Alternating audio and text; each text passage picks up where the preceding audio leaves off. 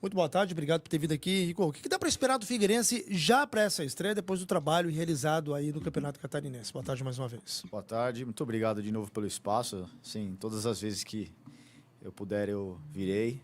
Eu já falei pro Faraco algumas vezes que às vezes o pessoal não quer que eu venha, então é por isso que eu não venho. Mas toda vez que eu puder ser transparente O pessoal e de falar lá, um não o pouco... pessoal daqui. Não, de lá.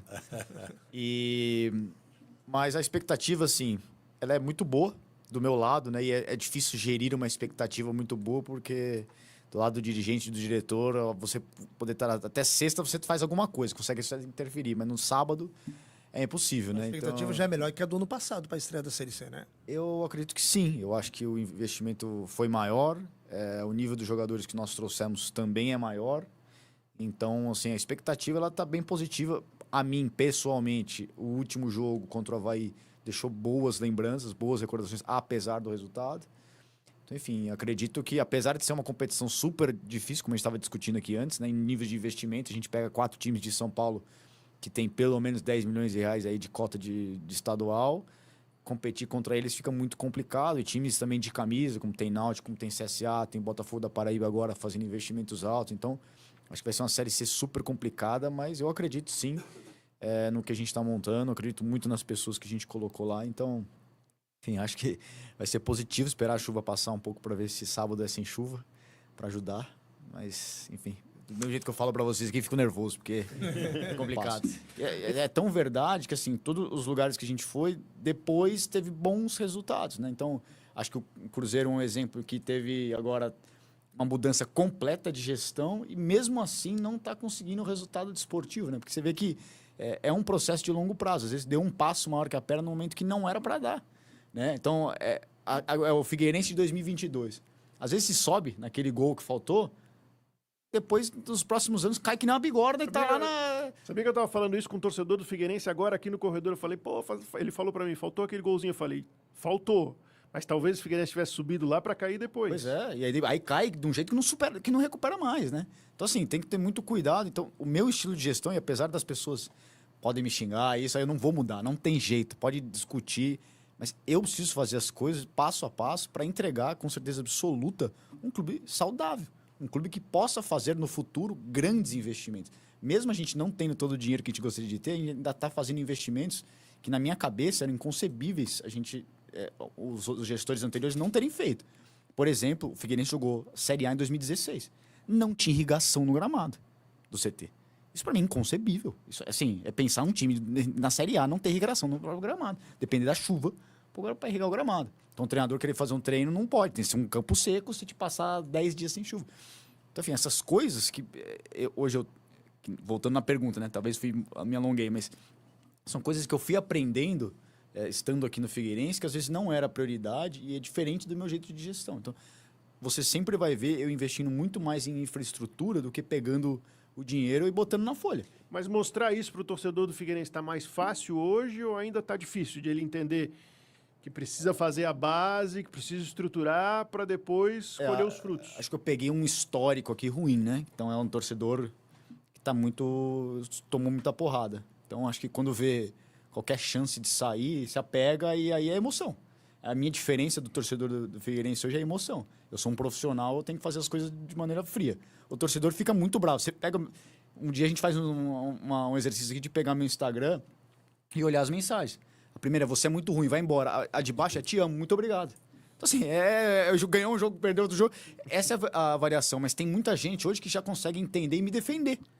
É assim, cara, fica tranquilo, vai ser... Agora é um resultado ruim, mas a gente está caminhando, está indo para o lugar certo. Então, acho que as coisas que estão sendo feitas, o pessoal está identificando. Quer dizer que, não vou tomar pancada? Lógico que não. Depende do campo. Né? Tudo depende do campo. Você pode olhar... Isso não é o torcedor do Figueirense, é o torcedor de qualquer time de futebol, é campo. O Palmeiras ganhou tudo que ganhou, uma crisezinha é problema, é pichação, é xingamento. Então, assim, eu aprendi o que é o torcedor do Figueirense, que para mim, e já falei internamente, não tenho nenhum problema de abrir aqui, é um torcedor, um dos mais fiéis e bonitos que eu já encontrei. Assim, a gente foi a 24ª maior média de público do ano passado. Na Série C, fazendo um campeonato horroroso. Então, assim, como que isso aí não é uma paixão que o clube entrega, né? Então, qualquer outro que vai olhar vai falar, pô, eu quero esse time, eu quero estar nesse time. Como eu também quero. Então, assim, eu tô meio maravilhado aqui com a situação e eu tenho que aprender da minha maneira fria. Óbvio que eu fico irritado também, né? Mas eu tenho que entender que faz parte, quando a gente não entrega resultado desportivo, que o torcedor vai encher o saco, seja qualquer pessoa. Durante o campeonato,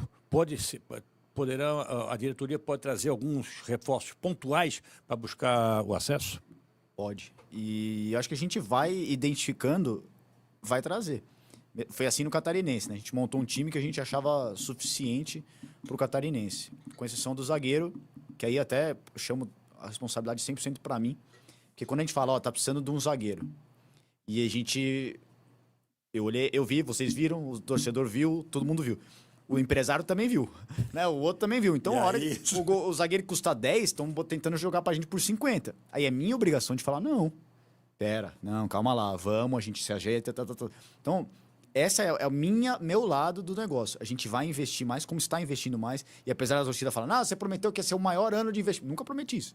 Eu falei que a gente ia aumentar em torno de 20%, 25%. E o que a gente fez. Isso considerando só folha, porque considerar investimento, a gente gastou um bom dinheiro já no CT para dar condição estrutural para a gente ser Série B. Hoje a gente já é um clube de Série B. Em termos de estrutura, nós somos um clube de Série B.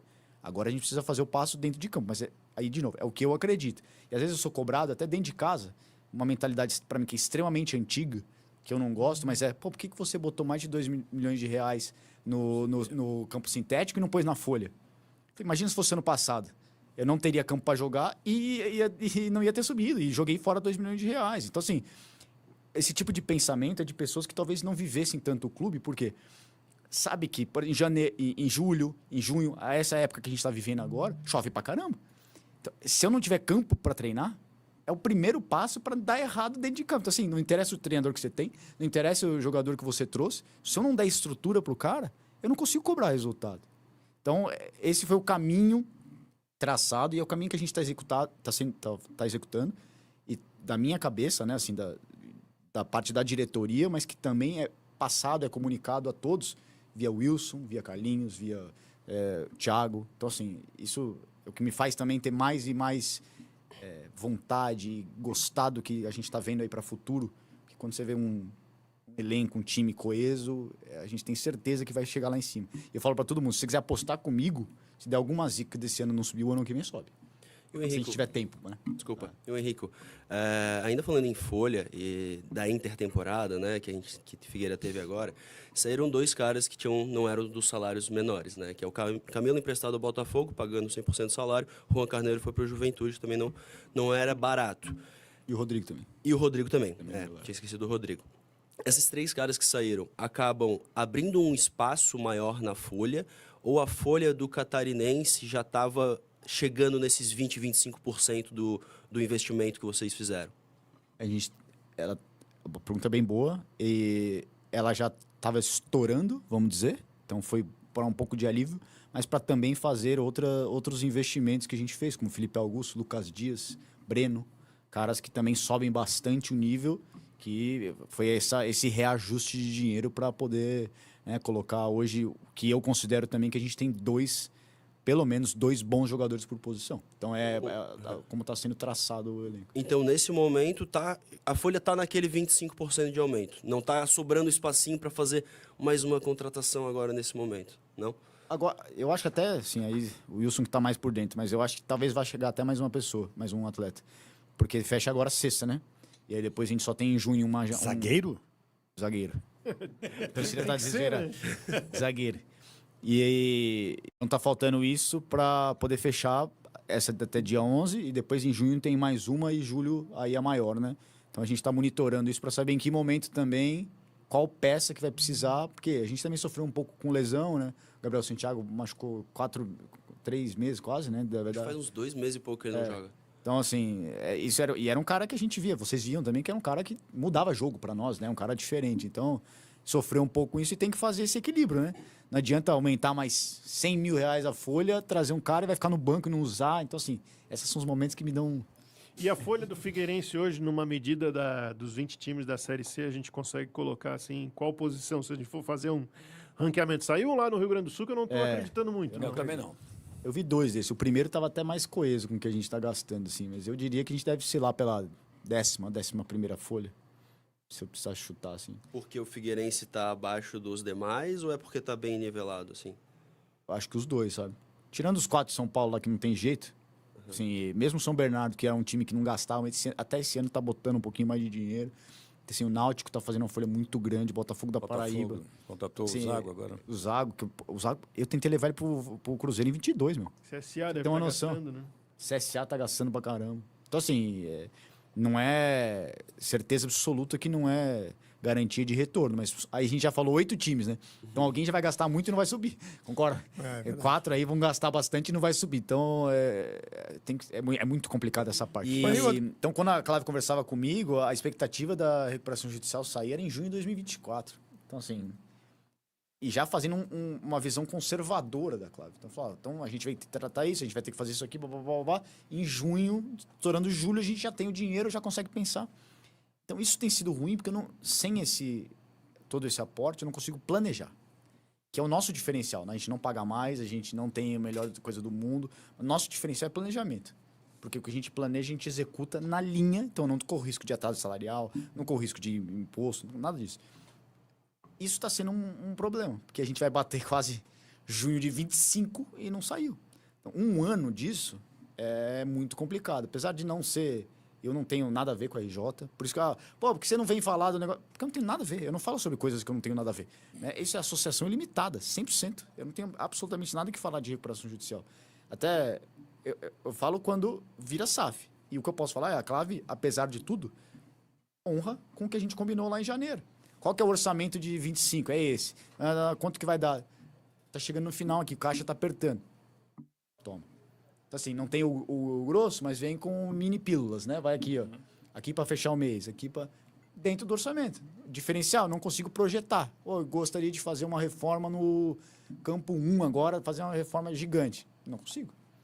Isso tem me atrapalhado. Sem dúvida, esse tem sido o ventinho que não me deixa subir um andar da casa e... Mas, assim, em termos de lugar para a comissão técnica trabalhar, vocês lembram do como era o CT, né? Era uma mesa dentro do vestiário. Isso aí para mim era tenebroso. O cara tá se trocando ali, toalha, o outro tá trabalhando, tá com o negócio aqui assim, sei lá, meio esquisito, sabe? Isso, não tem como você cobrar resultado, entendeu?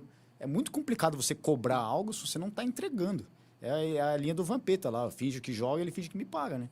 Então, assim, é isso que a gente tentou corrigir agora. Então, tem um bom campo, tem irrigação, tem um bom campo sintético. A base hoje, a gente foi o Wilson caminhando, né? Ele viu o campo 4 lá, depois do campo 3. Ele, tem até grama no campo 4 agora.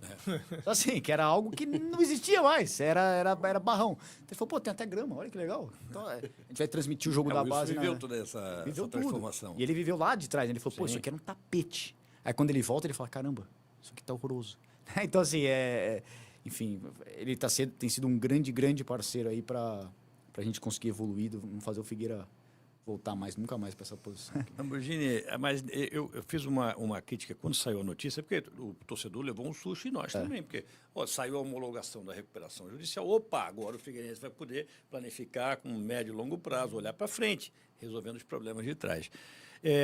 Não é a tua área exatamente, já falasse aqui, não posso falar do que eu não me compete. Mas não deu uma chegada nos caras e falei, não deu para resolver isso aqui antes e não tomar esse susto que nós tomamos agora? Eu vou...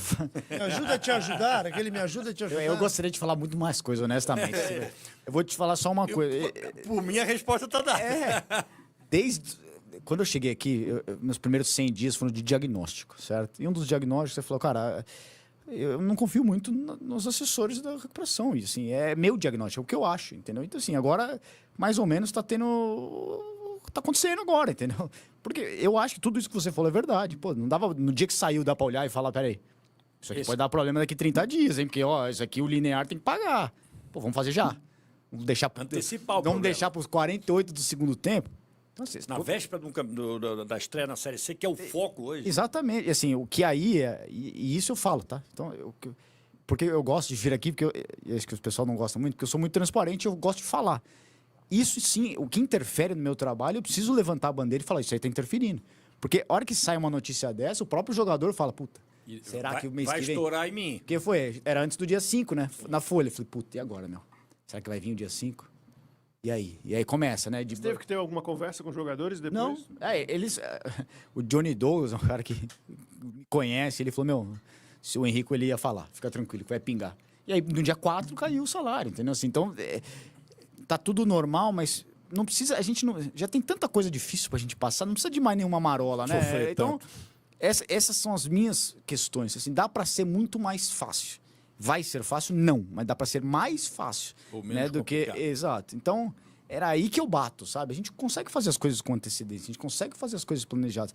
Não adianta a gente achar que isso aqui é 1999, que a gente resolve na lábia, que não é. Não é mais. Se o meu irmão chegar aqui e me pedir um favor, cara, eu não sei se eu vou fazer um favor pro meu irmão. É meu irmão, é o cara que eu amo. Não funciona mais assim o dia, entendeu? O mundo não funciona mais assim. A gente faz pelas regras. O dirigente antigo e o dirigente mais... E pra moderno. tudo, não é só pra futebol. Sim. Se você for em qualquer outro lugar, assim, pô, não funciona mais assim. Pô, dá um jeitinho aqui, me dá um negócio. Não funciona mais assim. Acho que a sociedade tá evoluindo e que as coisas são, porra, o que tá escrito? Vamos por aqui. Então não é o juiz ser legalista ou não. É o juiz fazer o trabalho dele, né? Então o que tá escrito ele faz. Então a gente pecou nessa parte, sabe?